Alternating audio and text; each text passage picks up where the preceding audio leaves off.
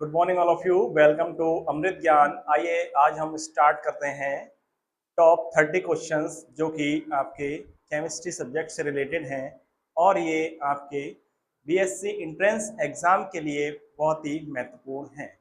तो आइए स्टार्ट करते हैं टॉप 30 क्वेश्चंस जिसमें आज का पहला क्वेश्चन ये रहा, what is the atomic number of hydrogen, यानी हाइड्रोजन का परमाणु क्रमांक कितना है।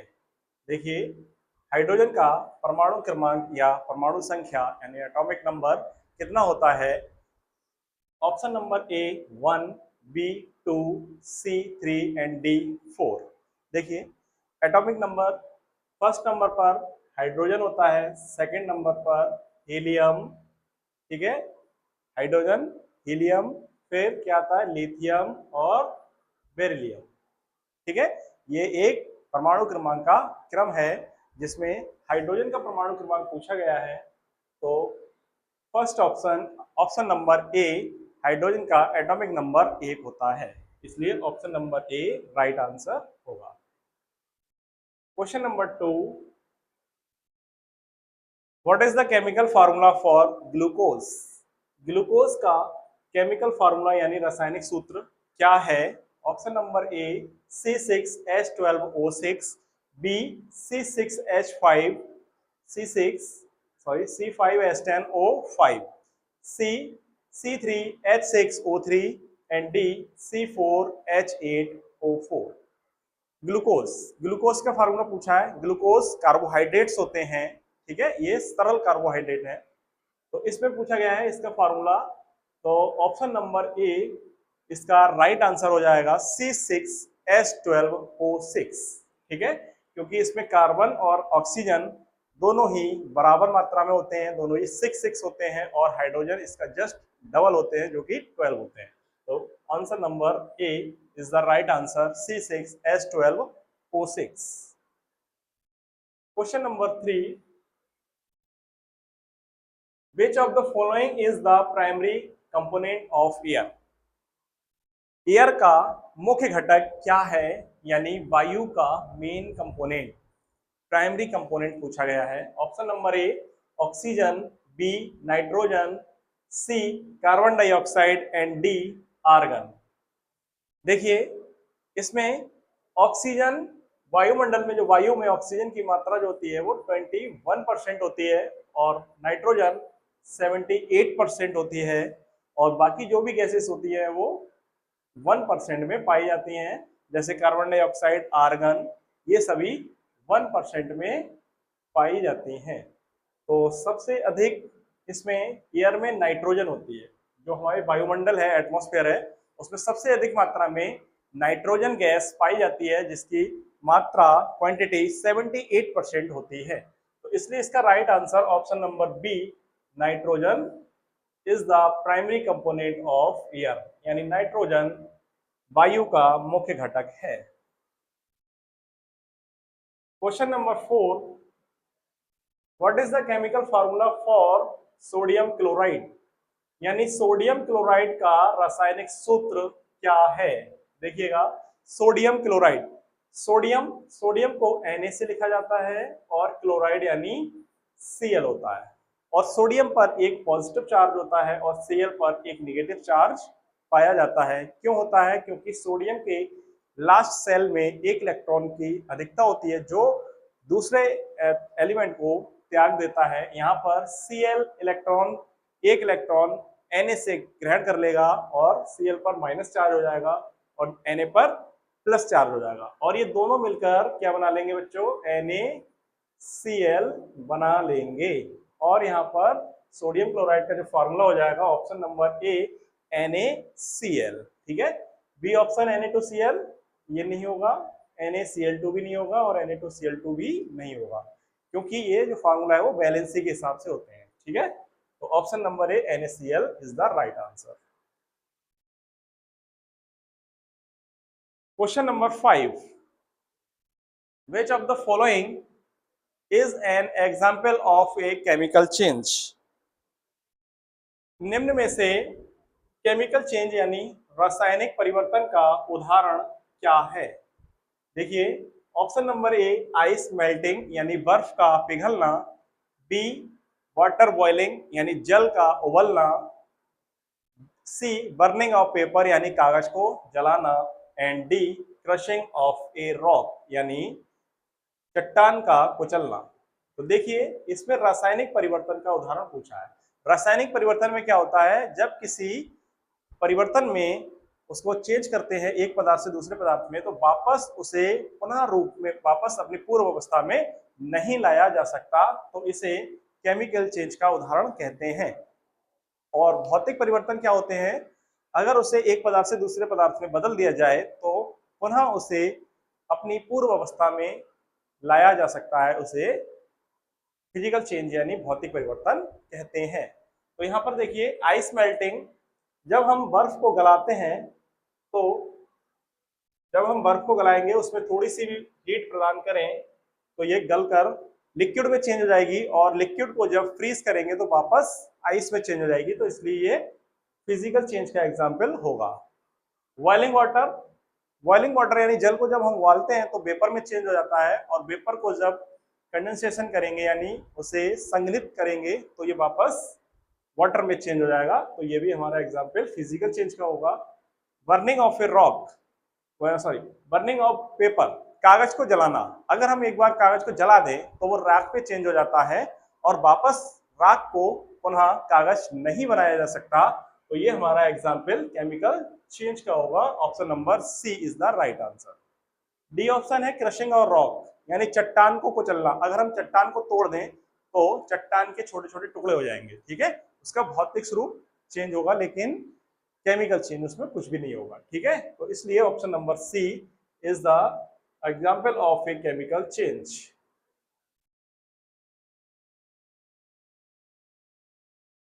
Question number 6, which of the following is the lightest gas, निम्न में से कौन सी सबसे हल्की गैस है। देखिएगा हल्की गैस पूछा गया है। Option number A oxygen, B nitrogen, C hydrogen and D carbon dioxide. Lightest gas यानी हल्की गैस कौन सी है। देखिए ऑक्सीजन, नाइट्रोजन, हाइड्रोजन और कार्बन डाइऑक्साइड। ऑक्सीजन ये हल्की गैस नहीं है, नाइट्रोजन भी नहीं है, यानी option number C hydrogen is the lightest gas, ठीक है। जो हाइड्रोजन है वो सबसे हल्की गैस होती है और इसका परमाणु क्रमांक 1 होता है और इसके अंतिम कोश में 1 इलेक्ट्रॉन पाया जाता है, ठीक है। तो ये हाइड्रोजन जो है वो आवर्त सारणी का प्रथम कंपोनेंट यानी first component of the periodic table, ठीक है, फर्स्ट एलिमेंट, ठीक है, पहला एलिमेंट है आवर्त सारणी का। कार्बन डाइऑक्साइड ये भी नहीं होगा। कार्बन डाइऑक्साइड क्या होती है, ये फोटोसिंथेसिस में यूज होती है। ऑक्सीजन ये रेस्पिरेशन में यूज होती है और नाइट्रोजन की मात्रा सबसे अधिक होती है जो कि फर्टिलाइजर्स में प्रयोग होती है, ठीक है। तो hydrogen is the lightest gas, option number C is the right answer.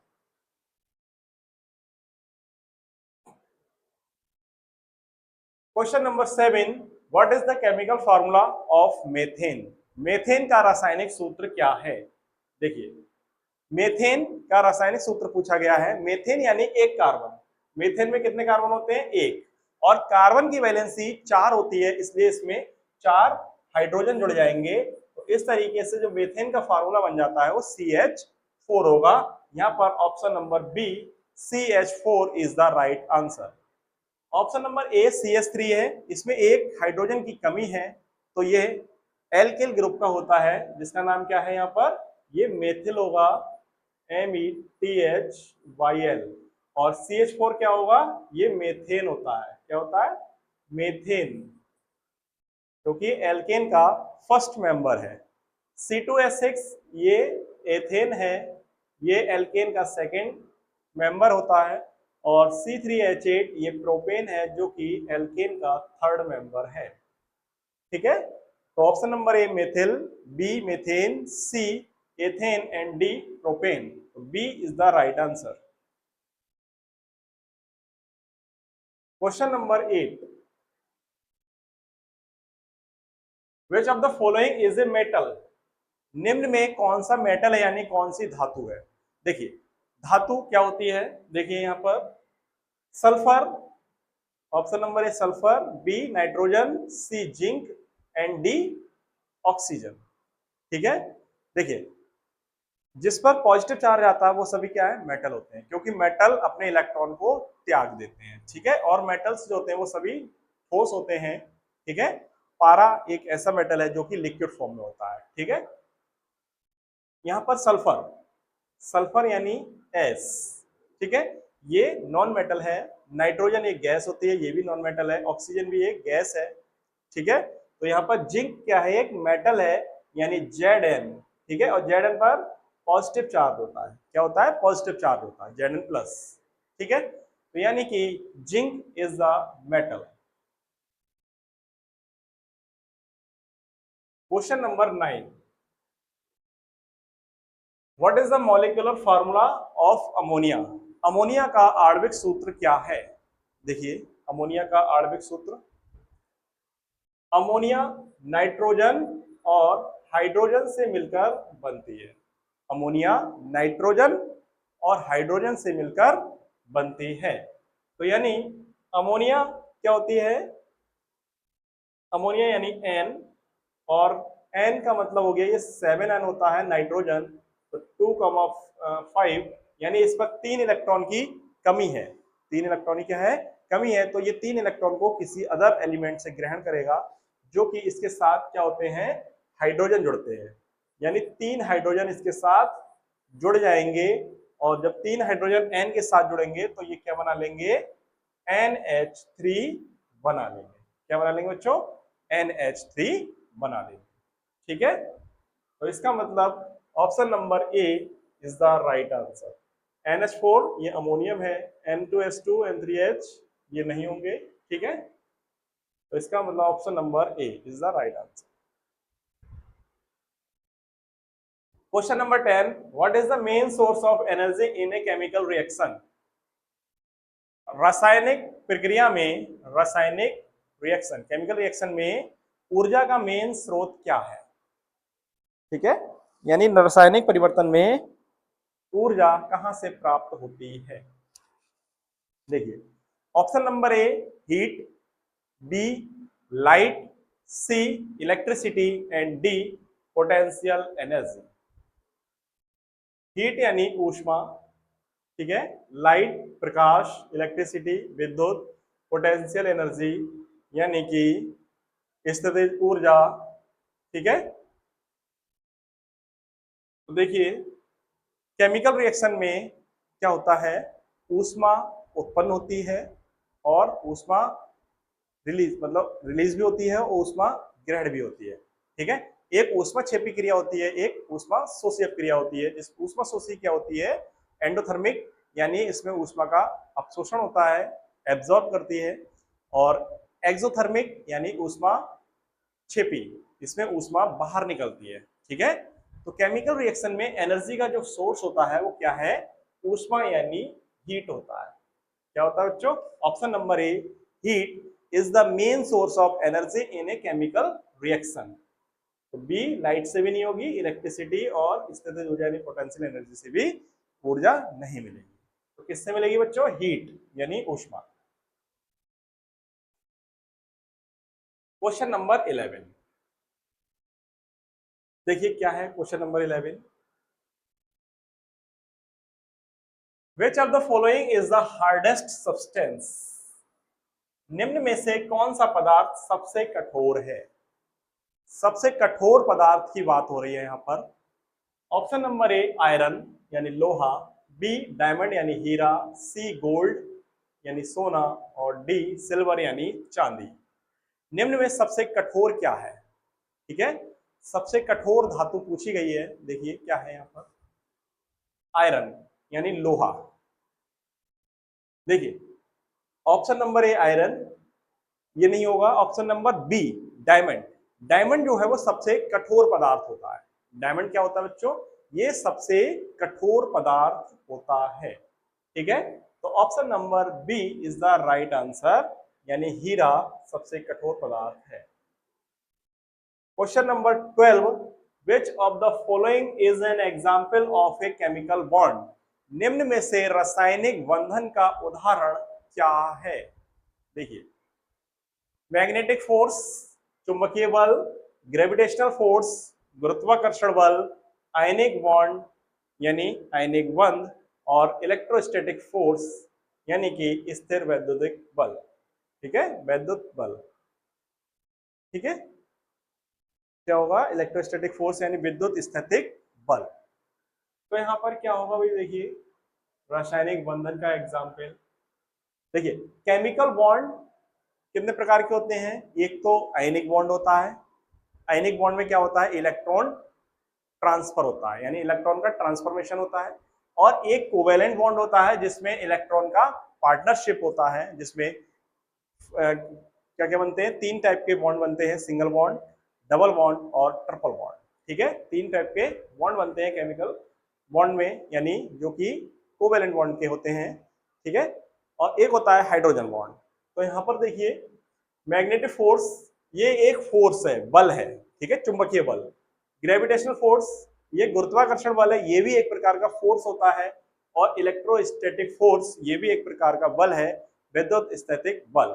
ठीक है, तो option number C, ionic bond is a chemical bond. तो option number C is the right answer. Ionic bond chemical bond का example है।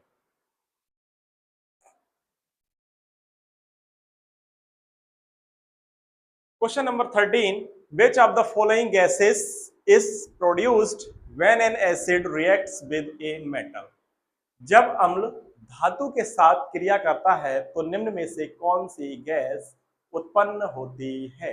देखिए, जब अम्ल धातु के साथ क्रिया करता है, जैसे हमने कोई एक अम्ल लिया, कौन सा? HCl, और एक धातु ले रहे हैं Na, सोडियम। तो यहाँ पर क्या बनेगा बच्चों? NaCl बन जाएगा और साथ में हाइड्रोजन गैस बनेगी। तो इसमें पूछा गया है कौन सी गैस उत्पन्न होती है, तो यानी कि इसमें हाइड्रोजन गैस मुक्त होती है, जो कि वायुमंडल में, एटमॉस्फेयर में चली जाती है। तो यानी ऑप्शन नंबर ए, ऑक्सीजन उत्पन्न नहीं होगी, नाइट्रोजन भी नहीं होगी।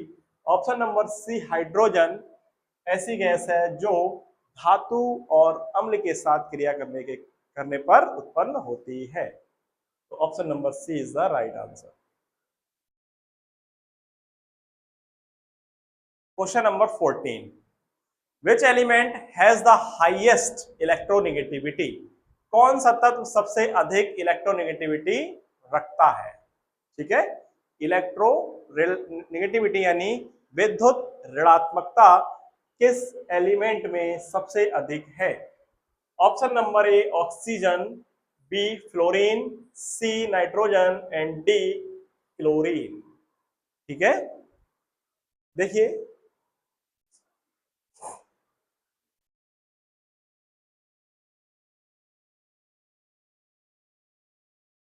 फ्लोरीन। देखिए, ऑक्सीजन में वैलेंसी होती है -2। क्या होती है बच्चों? -2।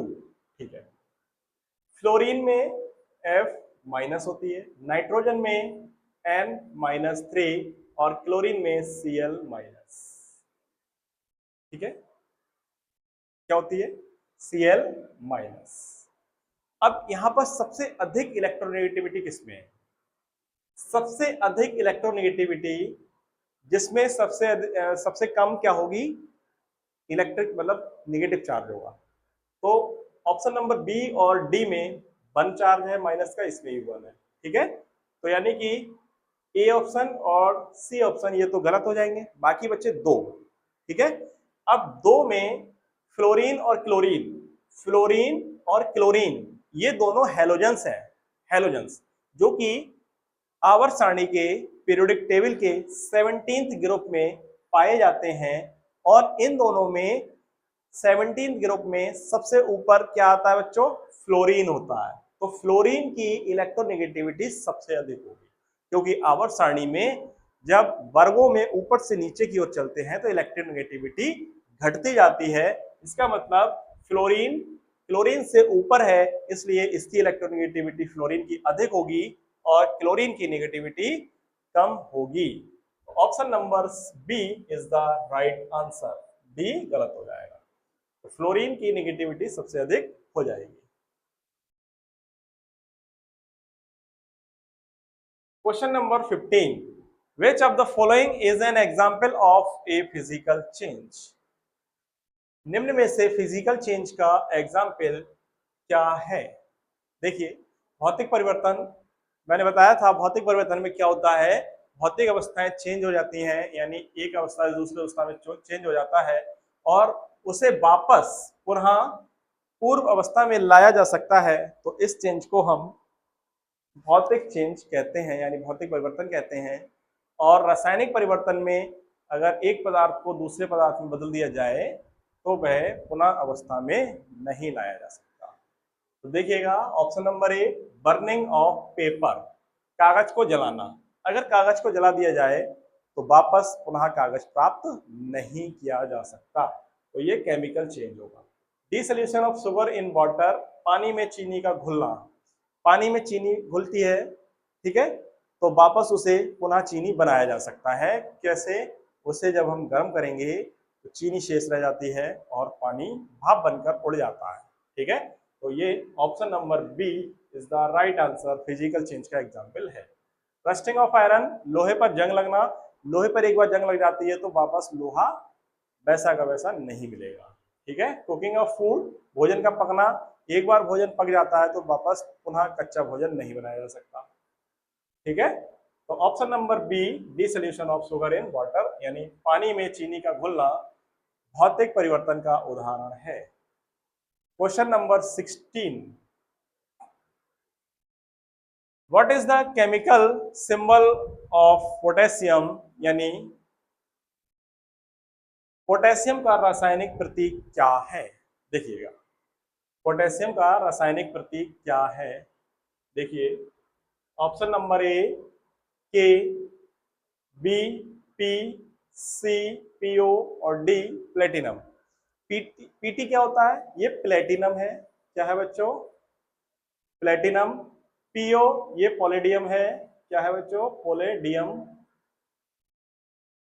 पी ये फास्फोरस होता है, फास्फोरस। और के ये पोटेशियम होता है, ठीक है।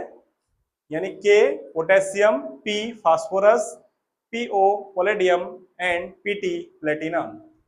यहां पर पोटेशियम की बात हो रही है तो इसलिए इसका ऑप्शन नंबर ए, के is the chemical symbol of potassium. तो पोटेशियम का रासायनिक प्रतीक के होता है। Question number 17, what is the atomic number of oxygen? Oxygen का परमाणु क्रमांक कितना है? देखिए, ऑप्शन नंबर ए 8, ठीक है। 8 पर क्या होता है? ऑक्सीजन होता है। 6 कार्बन, ठीक है। 6 पर क्या होता है? कार्बन, ठीक। 7 पर नाइट्रोजन, 7 पर क्या होता है? नाइट्रोजन। और 9 पर फ्लोरीन, 9 पर फ्लोरीन, ठीक है। तो इसलिए ऑक्सीजन का परमाणु क्रमांक कितना हो जाएगा? 8, यानी 8। ऑक्सीजन का परमाणु क्रमांक 8 होता है।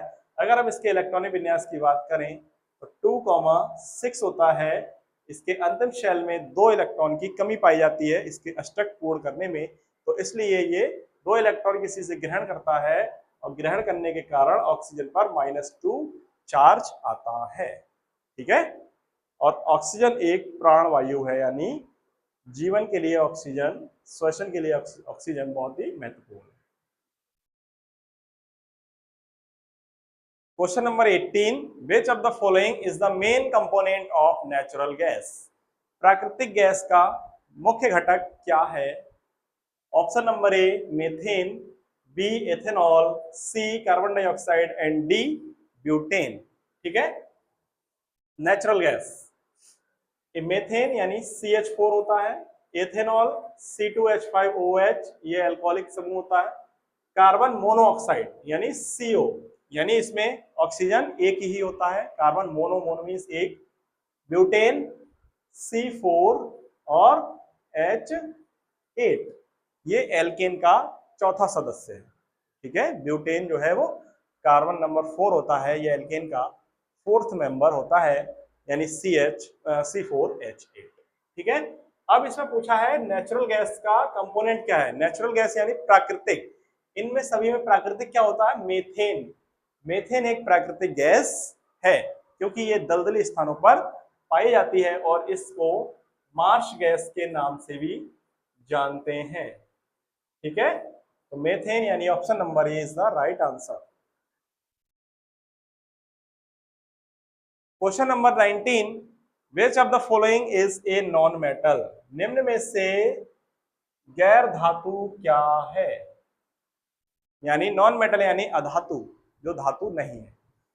देखिए, आयरन यानी Fe, ऑक्सीजन यानी O, copper Cu, sodium Na। ठीक है, Na पर पॉजिटिव चार्ज होता है, ठीक है, कॉपर पर भी पॉजिटिव चार्ज होता है और Fe यानी आयरन पर भी पॉजिटिव चार्ज होता है। ठीक है, और ऑक्सीजन पर माइनस का 2 चार्ज होता है। तो यहां पर देखिए ऑप्शन नंबर ए और सी और डी यानी आयरन, कॉपर और सोडियम, ये तीनों धातु हैं क्योंकि इन पर पॉजिटिव चार्ज है, ये इलेक्ट्रॉन को त्यागते हैं। ठीक है, और ऑक्सीजन एक नॉन मेटल है, एक गैस है, ये इलेक्ट्रॉन ग्रहण करती है। Option number B is the right answer, ये नॉन मेटल है। Question number 20, which of the following is a synthetic polymer. निम्न में से कौन सा सिंथेटिक पॉलीमर है यानी सिंथेटिक बहुलक है। देखिएगा, option number A rubber, B starch, C nylon and D cotton. ठीक है, रबर, रबर, स्टार्च, नायलॉन और कॉटन। स्टार्च क्या है, ये नेचुरल पॉलीमर है, स्टार्च नेचुरल पॉलीमर है। ठीक है, तो ये ऑप्शन नंबर बी गलत होगा। नायलॉन, नायलॉन सिंथेटिक होता है। नायलॉन कैसा होता है, ये सिंथेटिक पॉलीमर है, तो इसलिए option number C is the right answer. Nylon एक सिंथेटिक पॉलीमर होता है।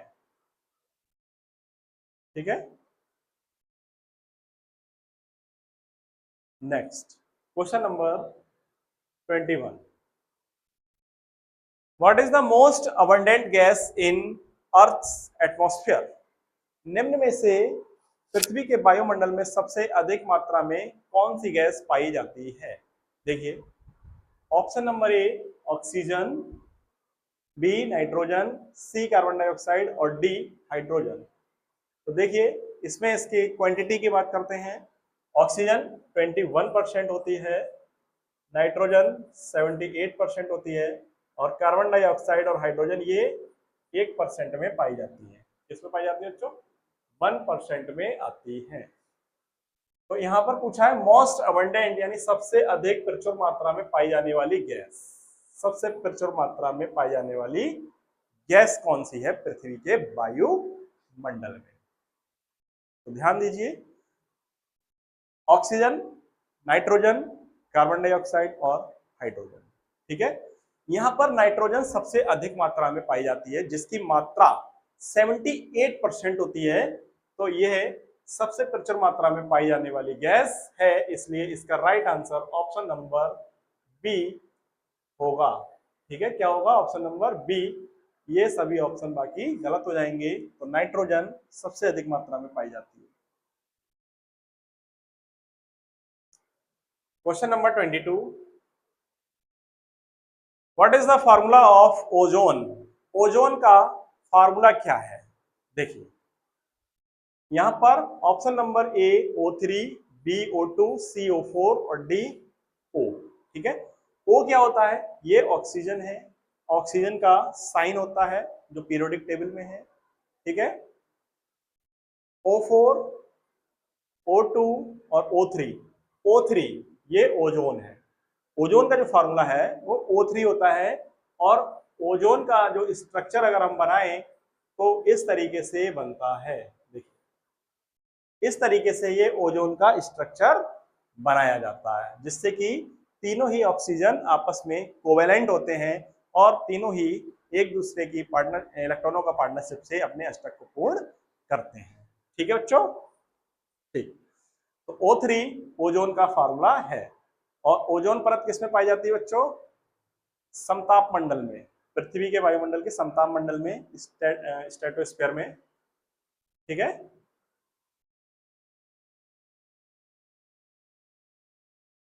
ओजोन परत सूर्य से आने वाली अल्ट्रावायलेट रेस यानी पराबैंगनी किरणों से हमारे पृथ्वी की रक्षा करती है, ठीक है।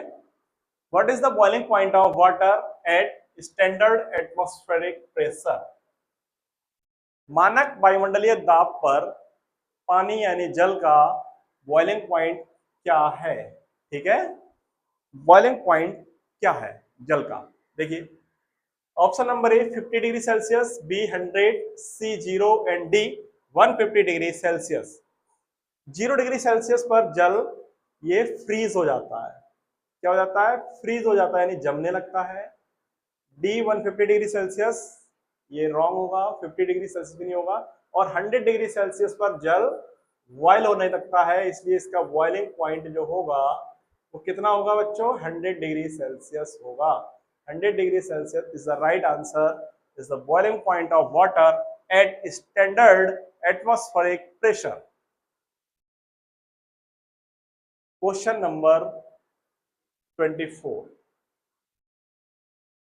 विच of the following is A halogen element? निम्न में हेलोजन्स क्या है?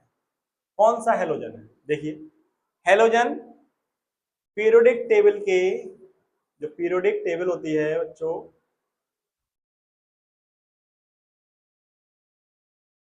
उसके 17th ग्रुप में, किसमें? 17th ग्रुप में पाई जाती है।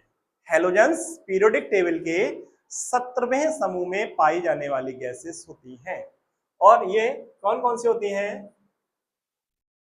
देखिए, कौन कौन सी होंगी? एफ यानी फ्लोरीन, Cl यानी क्लोरीन, Br ब्रोमीन और I iodine. FCl BrI fluorine, chlorine, bromine और आयोडीन, ये सभी पीरियोडिक टेबल में 17वें समूह में पाए जाने वाली गैसेस हैं जो कि हेलोजन्स होते हैं। तो यहाँ पर ए ऑप्शन सोडियम, ये हेलोजन्स नहीं होगा। क्लोरीन, क्लोरीन एक हेलोजन एलिमेंट है। हीलियम ये सबसे हल्की गैस है। ऑक्सीजन ये रेस्पिरेशन के लिए गैस है, ठीक है। तो option number B chlorine is the right answer. Question number 25, what is the pH value of pure water? शुद्ध पानी का पीएच मान कितना है? देखिए, प्योर वाटर जो पीने लायक वाटर होता है, और प्योर वाटर सदैव न्यूट्रल होता है। प्योर वाटर कैसा होता है बच्चों? न्यूट्रल होगा। न्यूट्रल यानी उदासीन, ठीक है। और पीएच मान 0 से लेके 14 तक होते हैं। इसमें 7 क्या होता है? ये न्यूट्रल होता है, न्यूट्रल। और प्योर वाटर भी क्या होना चाहिए? न्यूट्रल होना चाहिए, जो कि पीने लायक होता है। तो इसका पीएच मान कितना हो जाएगा बच्चों? 7 हो जाएगा। ऑप्शन नंबर ए 1 दे रखा है। 1 कैसा होगा? ये एसिडिक होगा, एसिडिक होगा। 14 ये बेस होगा। 0 ये भी एसिड होगा। तो इसका मतलब option number B 7 is the pH value of pure water. शुद्ध पानी का पीएच मान 7 होता है। Question number 26, which of the following is an alkali metal? निम्न में से कौन सी एक क्षारीय धातु है? क्षारीय धातु, देखिए, क्षारीय मतलब base, alkali. Magnesium Mg, potassium यानी K, कैल्शियम यानी Ca और एल्यूमिनियम यानी Al, ठीक है। अब इसमें हमें ये बताना है एल्कली मेटल यानी क्षारीय धातु कौन सी। तो क्षारीय धातु क्या होगी? यहाँ पर पोटेशियम होता है। क्या होता है बच्चों? पोटेशियम। पोटेशियम एक क्षार है, और पोटेशियम से विभिन्न प्रकार के सॉप बनाए जाते हैं, यानी साबुन बनाए जाते हैं, ठीक है। और साबुन कैसे होते हैं? ये क्षारीय होते हैं। तो इसका मतलब पोटेशियम भी क्या हो जाएगा? एक एल्कली मेटल होगा, ठीक है। मैग्नीशियम, कैल्शियम और एल्यूमिनियम, ये तीनों ऑप्शन गलत हो जाएंगे। Potassium is an alkali metal, ठीक है।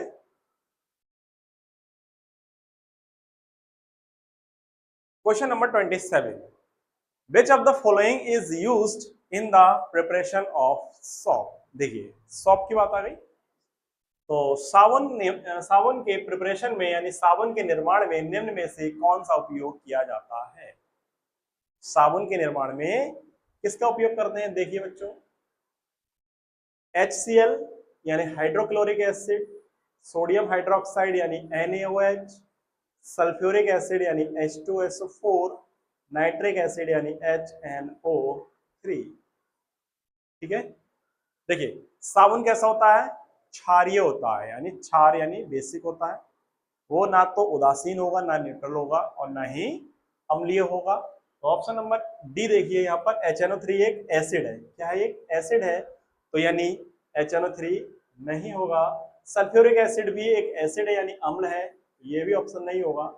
सोडियम हाइड्रोक्साइड यानी इसमें OH लगा हुआ है, NaOH, तो ये क्या होगा, एक क्षार होगा, और क्षार के कारण ही सोडियम हाइड्रोक्साइड का उपयोग साबुन बनाने के लिए किया जाता है। और साबुन भी क्षारीय होते हैं, स्लिपरी फील होते हैं। ठीक है, HCl ये एसिड है, इसका भी उपयोग नहीं होगा। तो option number B sodium hydroxide is the right answer. Sodium hydroxide का उपयोग साबुन के निर्माण के लिए किया जाता है। क्वेश्चन नंबर 28, हीमोग्लोबिन के निर्माण के लिए कौन सा तत्व आवश्यक है। Which element is essential for the formation of haemoglobin.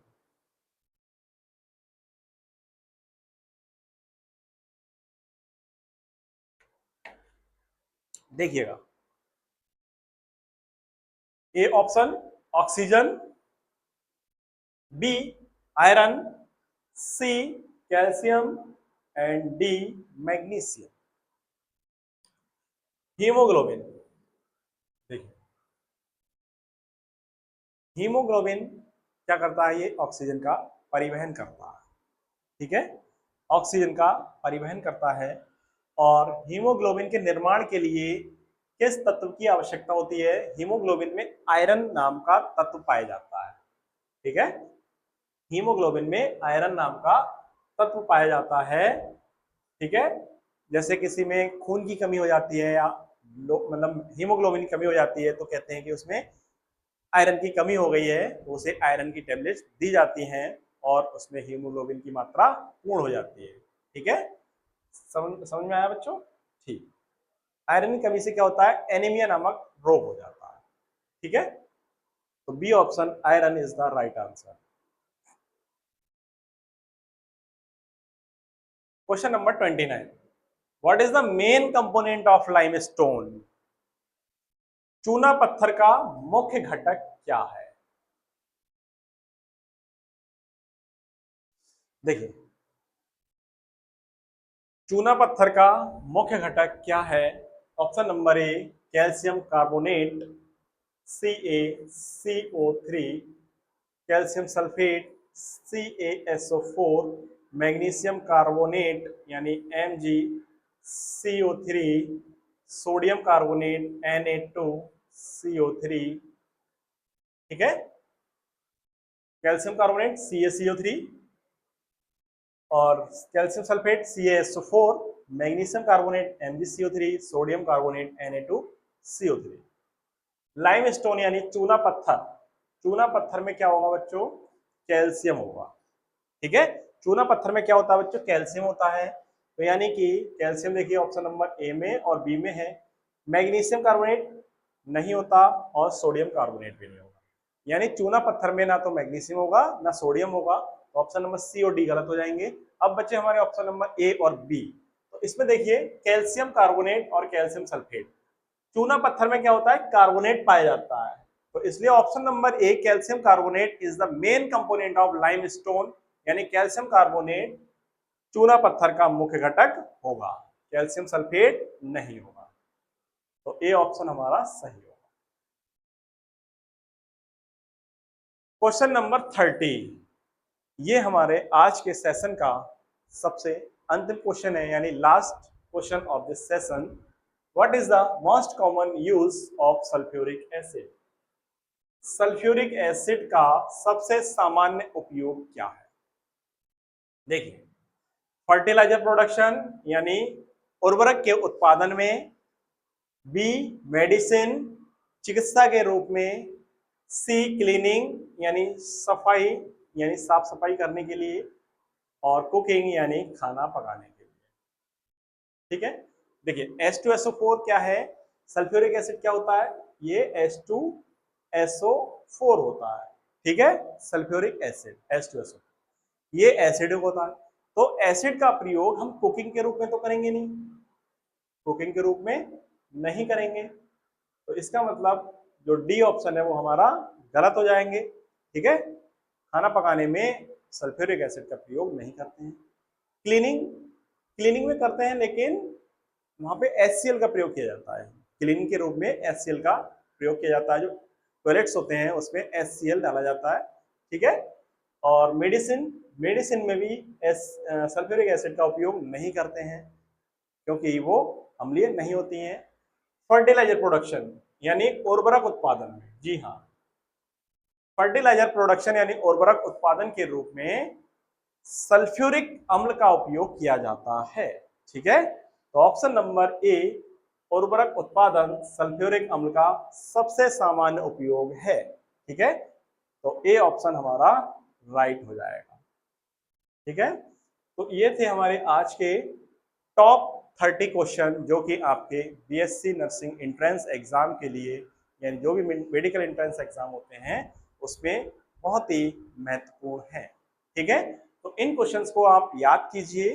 ठीक है, और अपने आने वाली परीक्षाओं में आप बेहतर अंक प्राप्त कर सकते हैं। ठीक है, ऐसी मेरी कामना है। तो आप लगातार पढ़ते रहिए। ठीक है, और इन क्वेश्चंस को आप याद करते रहिए। आज के लिए इन्हीं क्वेश्चन के साथ अपना सेशन खत्म करते हैं। नेक्स्ट सेशन में हम मिलेंगे, तब तक के लिए नमस्कार।